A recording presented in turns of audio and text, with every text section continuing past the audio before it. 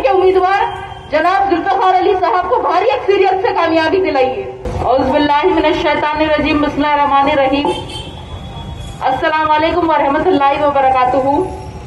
सैनशीन पर तशरीफ फरमा जनाब रियाजुल अफंदी साहब, जनाब अलमदार वालाजाही साहब, जनाब शरियार वालाजाही साहब, जनाब रऊफ साहब, जनाब सिद्दीक साहब, जनाब अनवर साहब, जनाब फराज साहब, मजलिस के जिम्मेदारान, यहाँ मौजूद मेरे भाइयों बुजुर्गों, सुनने वाली मेरी माँ और बहनों, इतने सालों से यकीनन चारमीनार हल्के की अवाम ने मजलिस इत्तेहादुल मुस्लिमीन को मोहब्बत से नवाजा है, मजलिस का साथ दिया है। फिर से 30 नवंबर के दिन आप लोगों को इत्तेहाद का सबूत देना होगा। ये जो आजकल के लोग हैं वो हमारी गिनती में भी नहीं है, उनकी पूरी साजिशें नाकामयाब होगी। आज पूरे मुल्क में मजलिस इत्तेहादुल मुस्लिमीन अपनी एक अलग सियासी शिनाख्त रखती है। हमारा मुकाबला फिरका परस्ती से है, हमारा मुकाबला जालिमों से है, हमारा मुकाबला भैरूबियों से है। और सदर साहब चुप नहीं बोलते कि कांग्रेस आरएसएस की मां है, हम चुप नहीं बोलते कि कांग्रेस और बीजेपी एक ही सिक्के के दो रुख है। Soft Hindutva, hard Hindutva.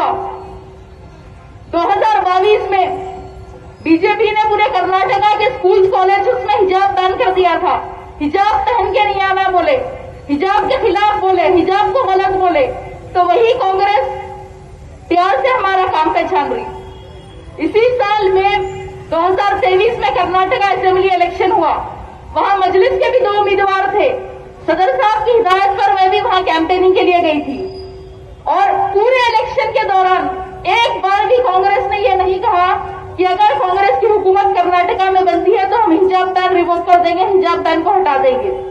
फिर भी 90% मुसलमानों ने कांग्रेस को अपना वोट दिया और मुसलमानों की बदौलत कांग्रेस ने वहां पे हुकूमत बनाई। पूरे 6 महीने हो गए इलेक्शनों के, लेकिन अभी तक कर्नाटका में कांग्रेस की हुकूमत में ऑफिशियली ये ऐलान नहीं किया कि हमने हिजाब बैन रिवोक कर दिया है। हिजाब बैन अभी तक नहीं हटाए। फिर परसों एक नोटिफिकेशन जारी हुआ कर्नाटका में, पूरे जो है कर्नाटका के जॉब एंट्रेंस एग्जाम्स में हेड कवर बैन, मतलब सर को और कान को कवर करने वाली पूरी चीजें बैन।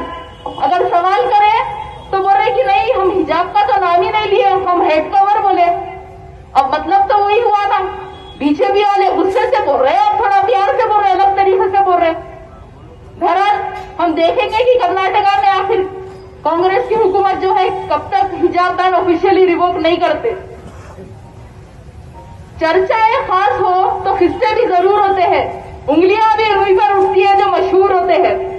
पूरे तेलंगाना इलेक्शन में सब खाली ओवैसी ओवैसी ओवैसी ओवैसी कर रहे, पूरे सवालात मजलिस से, पूरे सवालात सदर साहब से। टीआरएस से कोई सवाल नहीं कर रहा कि आप किसको टिकट दिए, इनको टिकट नहीं दिए तो क्यों नहीं दिए, उनको टिकट क्यों नहीं दिए। कोई कांग्रेस से सवाल नहीं कर रहा कि जो है आप कितने मुसलमान कैंडिडेट्स को टिकट दिए।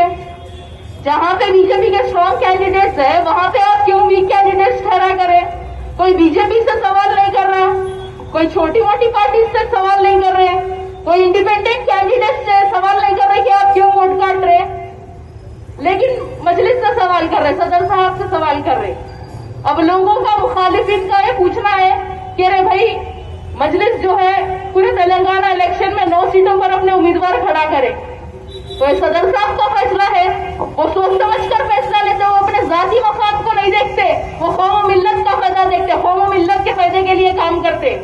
बराबर आज 7 एमएलए होंगे तो पूरे तेलंगाना में हमारे, लेकिन 7 एमएलए सब पर भारी है ना, पूरा काम बराबर होता, कोई चीज की कमी नहीं है। दूसरे स्टेट से कंपेयर करें तो हम यहाँ पे इज्जत से शान फखर से रहते।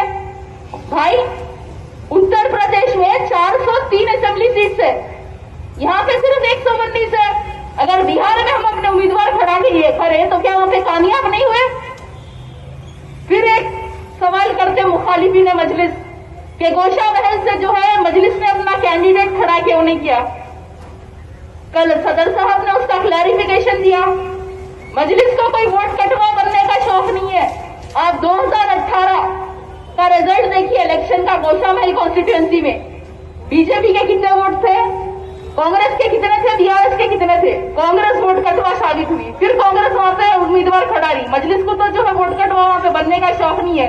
उस कॉन्स्टिट्यूएंसी का आप लोग रेशियो निकाल लीजिए, देख लीजिए कितना पॉपुलेशन है, क्या है, फिर सोच समझ के जो है ना सवाल करिए। फिर एक और सवाल, जुबली हिल्स से क्यों सदर साहब अपना कैंडिडेट ठहराए? पहली बार ठहराए क्या? 2014 में 2014 में भी जुबली हिल्स से जो है वहां पे मजलिस का उम्मीदवार था। वहां पे हमारे 2 कॉर्पोरेटर थे जुबली हिल्स कॉन्स्टिट्यूएंसी में, हमारा कैडर है, वहां पे अवाम की खिदमत कर रहे इतने सालों से। सेलिब्रिटी रहने से क्या होता? जो अवाम के दरमियान रहते, अवाम के साथ रहते, अवाम के अच्छे बुरे में वक्त में साथ रहते, उसको लीडर बोलते। आज वहां पे हमारे जो कैंडिडेट है वो कई सालों से वहां पे कॉर्पोरेटर है। तो लोग चाहे जितनी भी साजिशें कर ले, लेकिन हमें यकीन है कि इस बार फिर से हैदराबाद की अवाम मजलिस-ए-इत्तेहादुल मुस्लिमीन का ही साथ देगी। आज हमारे मुल्क में जमहूरियत है, हम जमहूरी तरीके से इत्तेहाद को हमारे मजबूत कर सकते हैं। तो 30 नवंबर के दिन अपने एक एक वोट का इस्तेमाल करिए, अपने घरों से निकलिए, मजलिस के हक में वोट डालिए। आपके हल्के के उम्मीदवार जनाब जुल्फिकार अली साहब को भारी अक्सरियत से कामयाबी दिलाइए। शुक्रिया, अस्सलाम वालेकुम।